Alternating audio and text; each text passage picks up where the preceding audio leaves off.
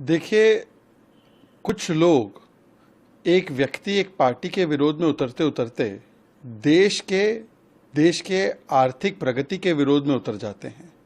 आज जिस प्रकार से कुछ विदेशी ताकतों के हाथ में देश में बैठे लोग उनके पपेट बनते हैं, उनके इकोनॉमिक अराजकता के स्लीपर सेल बनते हैं, और पार्लियामेंट सेशन शुरू होने से पहले ये क्या संयोग है, ये प्रयोग है या सोचा समझा उद्योग है कि कोई ना कोई विदेशी रिपोर्ट जो निराधार होती है उसका हवाला लेकर पार्लियामेंट सेशन को भी हाईजैक करते हैं और देश में भी आर्थिक अव्यवस्था फैलाने का पूरा प्रयास करते हैं।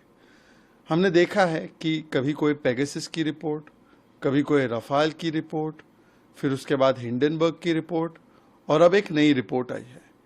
और उस रिपोर्ट में लिखा क्या है? लिखा यह है कि ये तो अभी एलिगेशंस है, ये सिद्ध होना बाकी है। एलिगेशंस किस पे हैं?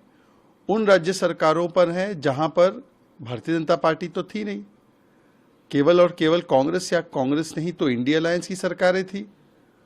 परंतु क्योंकि आपको देश में आर्थिक अव्यवस्था फैलानी है, क्योंकि आपको किसी प्रकार से देश के छोटे निवेशकों का नुकसान करना है, तो कांग्रेस पार्टी आज ऐसी ताकतों का भी एक प्रकार से माउथपीस बन चुकी है।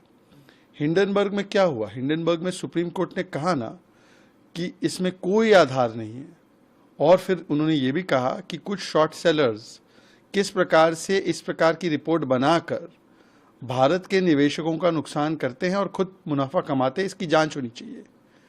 क्या कांग्रेस पार्टी ऐसे ताकतों के साथ मिली हुई है जो भारत के निवेशकों का नुकसान करवाकर पैसा कमाना चाहती है, या केवल और केवल कुछ और जॉर्ज सोरोस सरीके ताकतों की एक प्रकार से पपेट बनते हुए भारत के आर्थिक हितों को नुकसान पहुंचाना चाहती है? ये कांग्रेस पार्टी को बताना होगा।